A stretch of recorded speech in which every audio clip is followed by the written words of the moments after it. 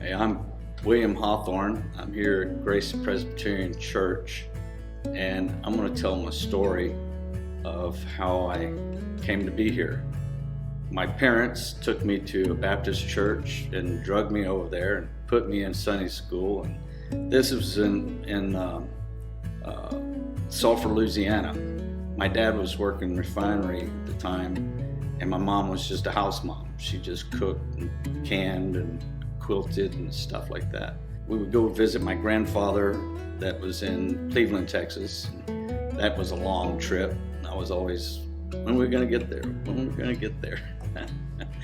But my cousins would be there, and there were 7 of them. And I mean, if they got one toy, like they got a go-kart one time, and by the afternoon it was destroyed. They were rough people, and they were backwoods stuff too, in piney woods. I mean, scary. So from Louisiana, my dad moved to Bay City, Texas with Celanese. Bay City was a big change. You know, I had to go to a new school. I was held back a year in 3rd grade. And so that was kind of made me feel not worthy or, ashamed. And so I had that hanging over me for a lot of years. I didn't know how to get rid of it and stuff.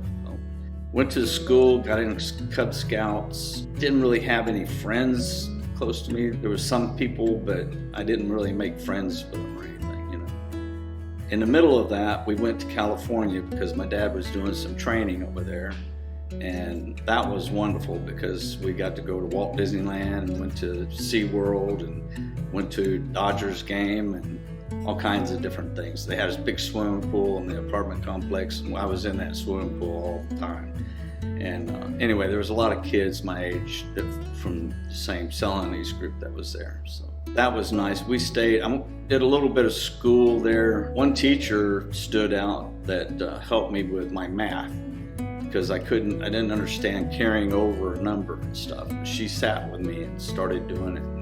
I cried because, I didn't know what I was doing. And so she helped me, and from that moment, I liked math, and I hated English.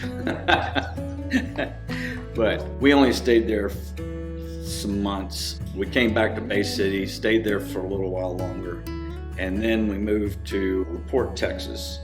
And that was really a good move because I made a lot of friends there. I was in the Scouts by that time, and some of those guys I'm still in touch with on Facebook and stuff, so that was cool. We went hiking and camping and stuff. The school was nice and new. I had a real good time there. I met a girl, and it was the first love that I had there, beautiful girl. And my parents at the time decided to move again.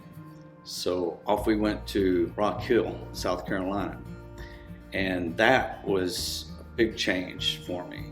And the first day of school, I got in a fight and got the heck beat out of him because a bunch of guys jumped on me. Anyway, I got taken to the office, and the other guy, they expelled him, got him out of school.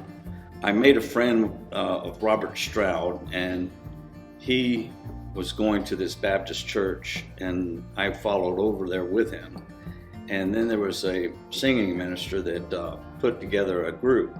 We were called the One Way Singers. He got us to go to Florida, the opening of the new Disneyland there, and that was a big deal. We got on a bus, drove all the way on this bus and back, but we sang there, first Christian group to sing. During my time there, we were coming back from a church that we were singing at, and it had rained, and there's hills there. I had my girlfriend and her cousin with us in my dad's truck, and we were going down the road, and we hit something, and the truck started doing 180s down the road. We lost traction.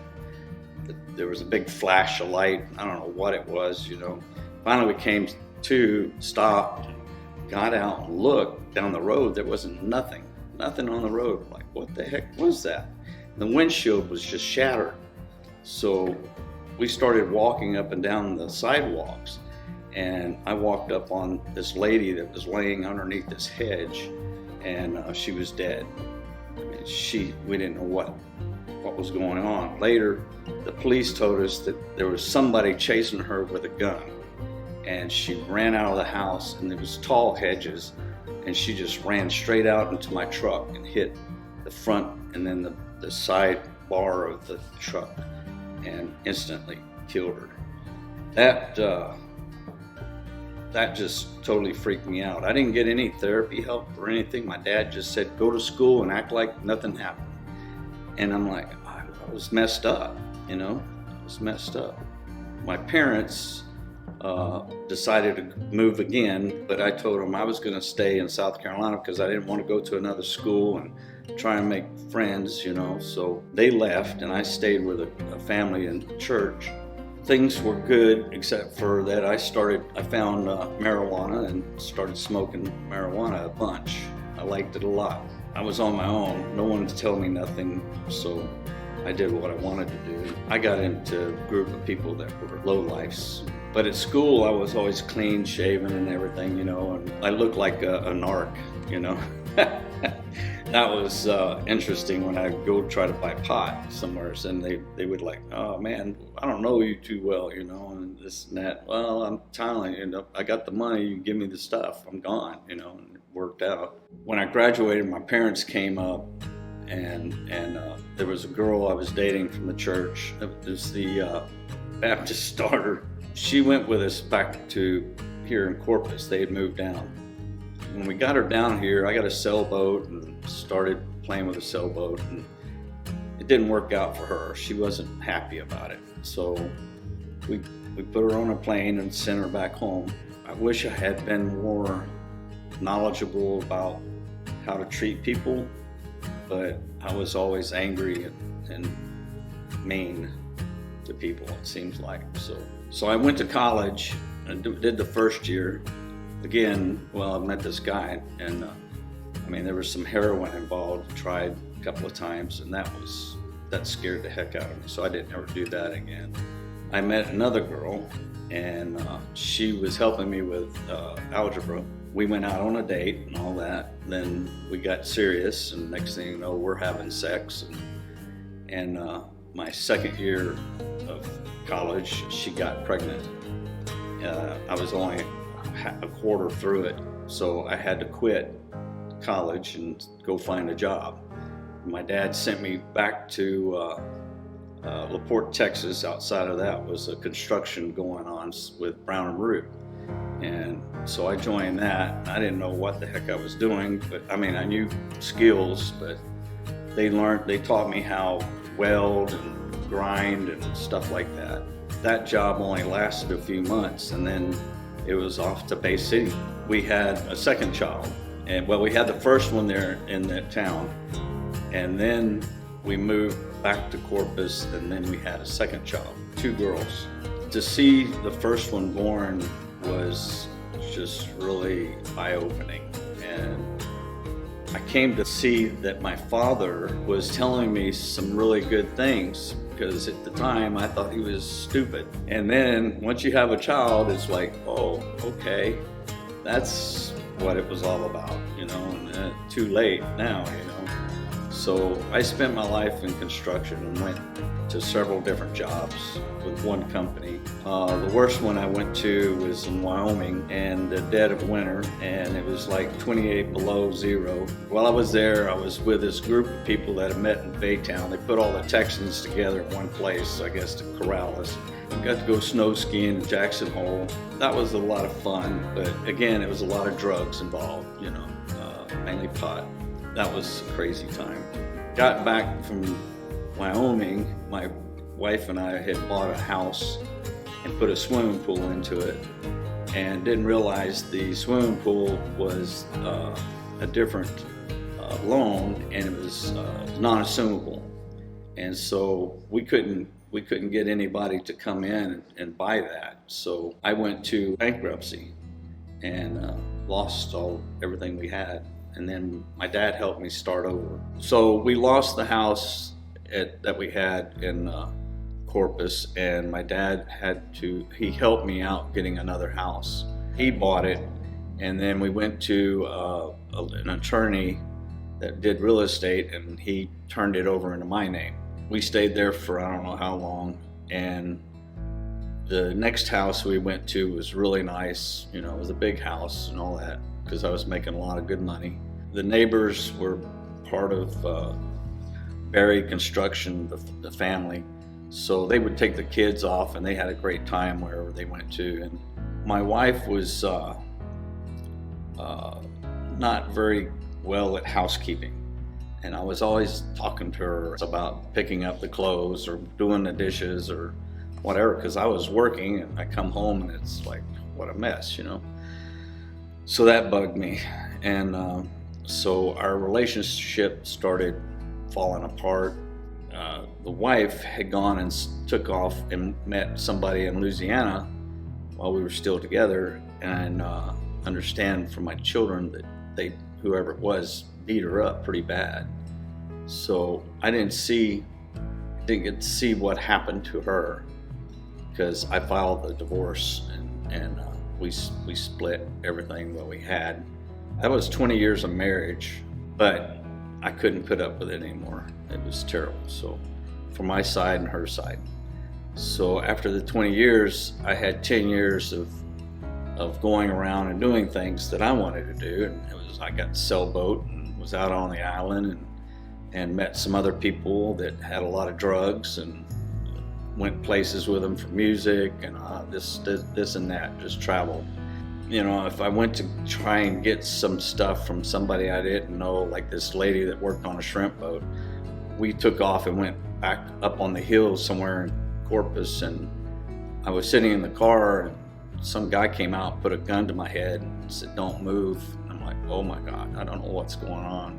So she came out, had gotten the stuff, and we left. Nothing happened there, but that was really, scared me really bad. There was other various women that I hooked up with and did things and whatnot, but it was all drugs and alcohol.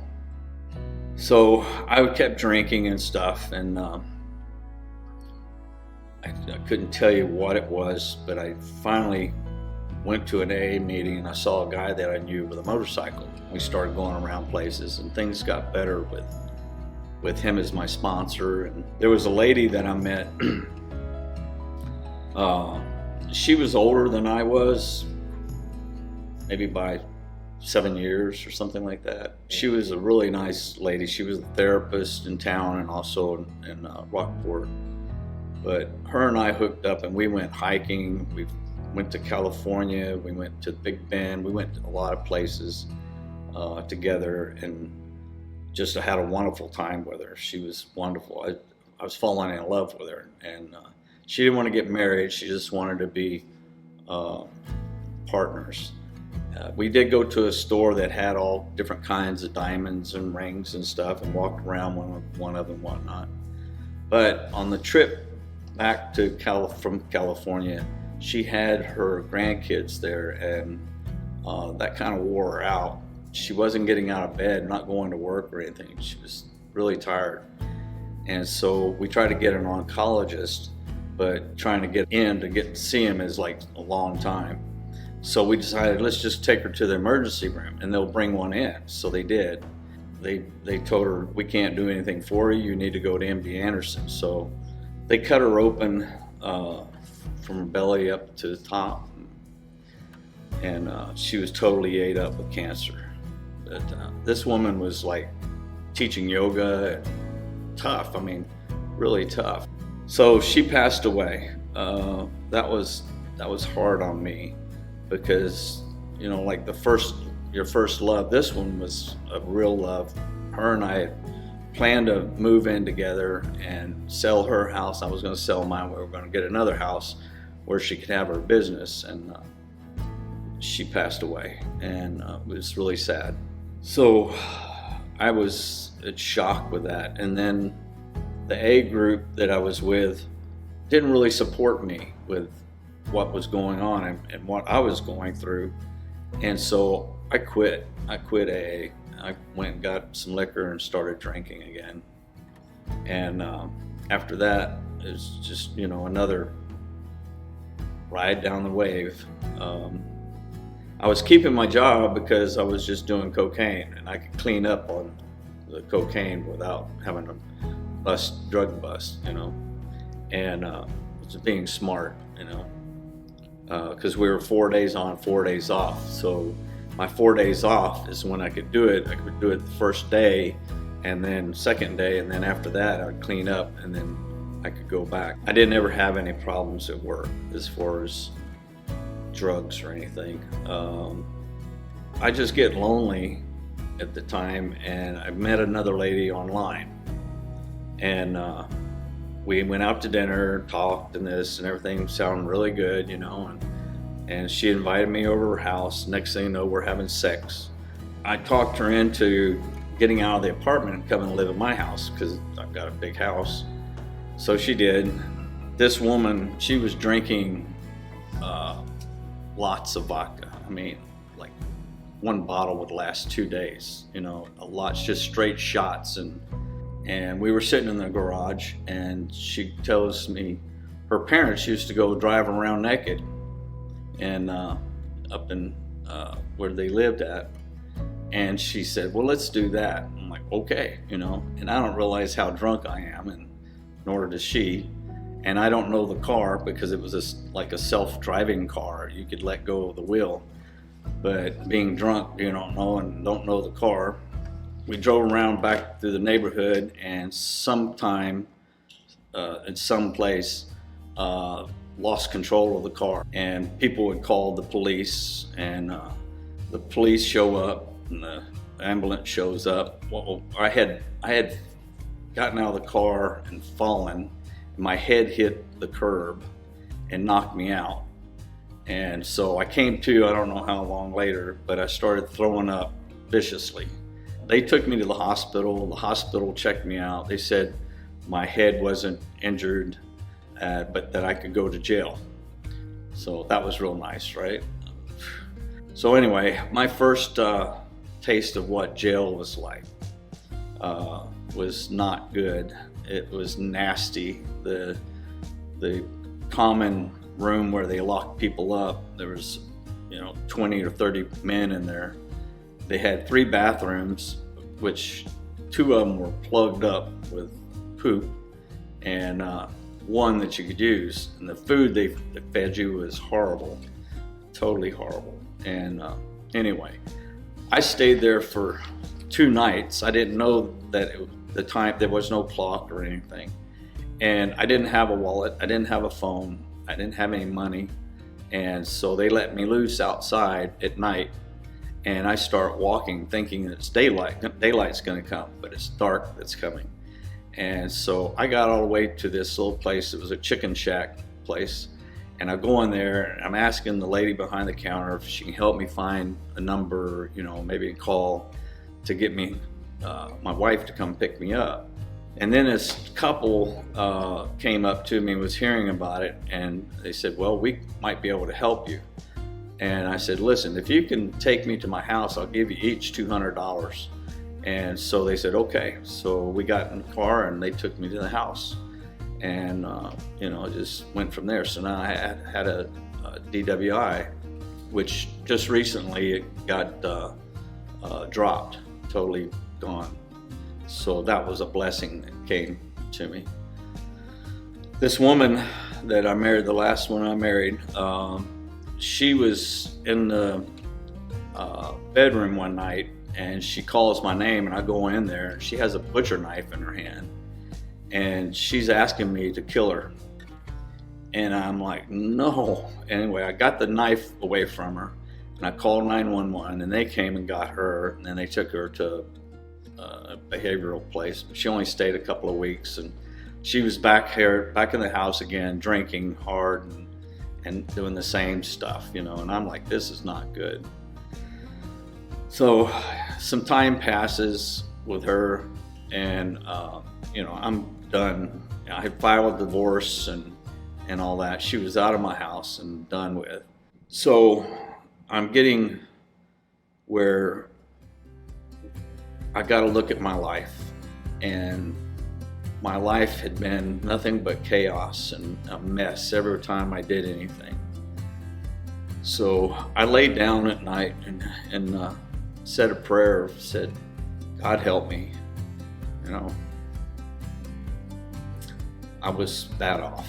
And so I looked online for churches near to me, and there was a Baptist church, and I thought, well, I'm Baptist, I can go there and stuff. And then I'm like, I've been Baptist and I didn't really like it. So I saw this other one, the Grace Presbyterian. So I came here, and it was the early service that they had, and there was a man standing at the door as you walked in over here.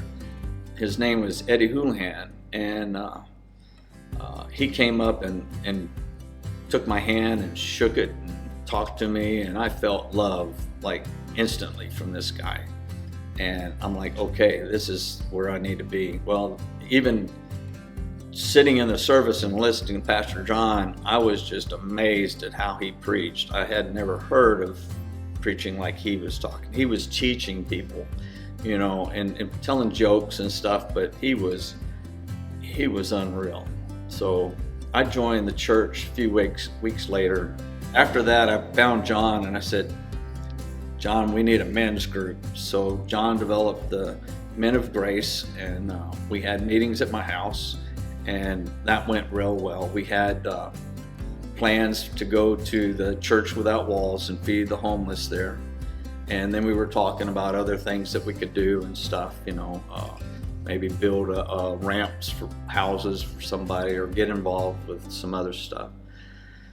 So that was going on. The ladies already had their group, and it was huge compared to us. We were like 13 and they were 80. It's unreal.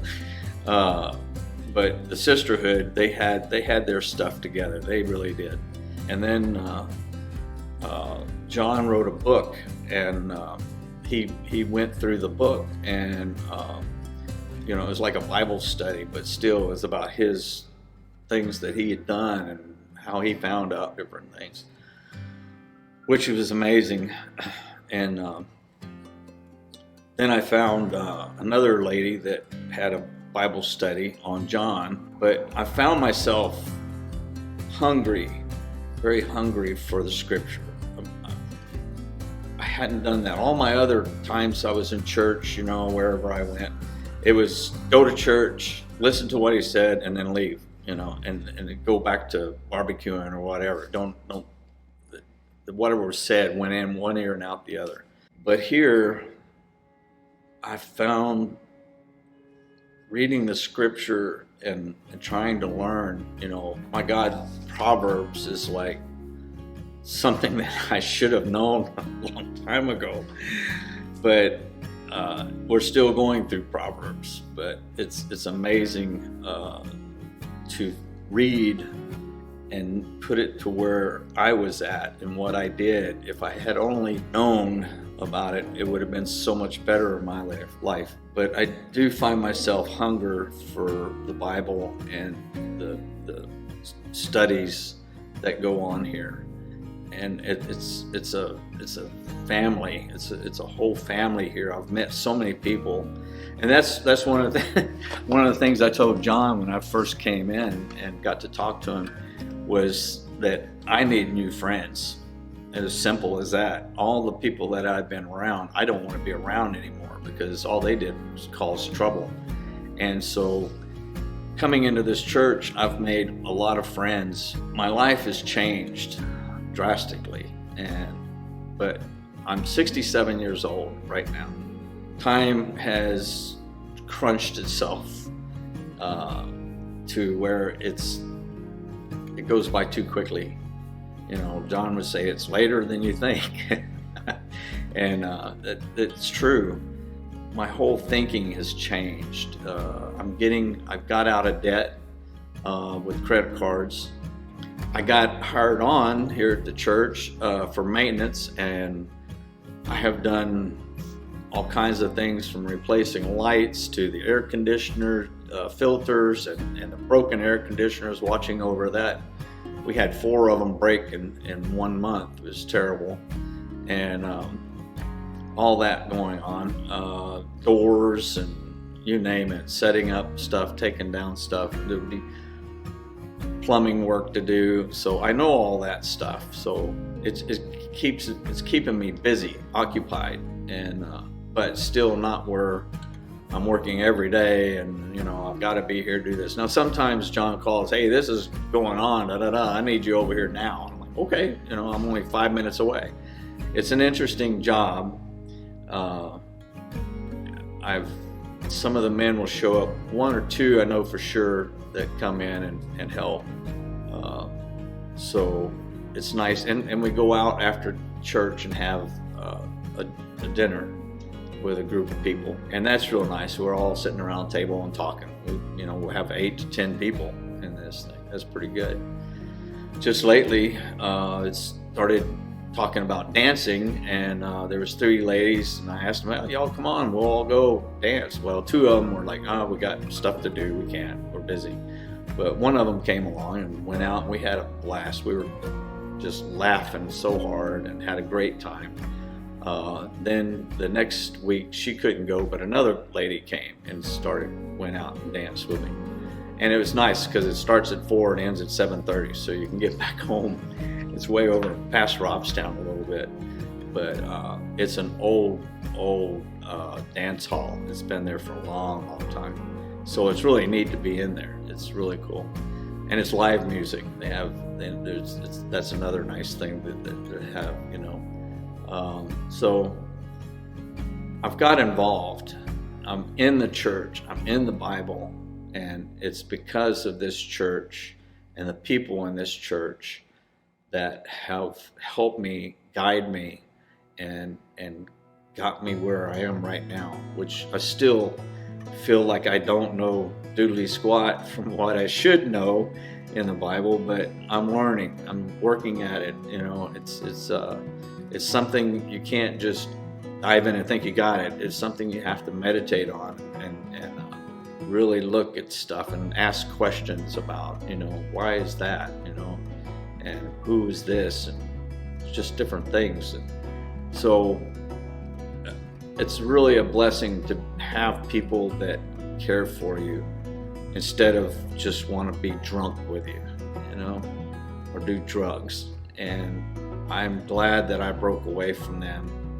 I'm glad that I'm in this church. It's a blessing to me. I have God now that surrounds me, and I know what the Holy Spirit is, inside my heart, and Christ, what He did for us, just all the stuff that goes there. I mean, there's so much yet for me to read and learn.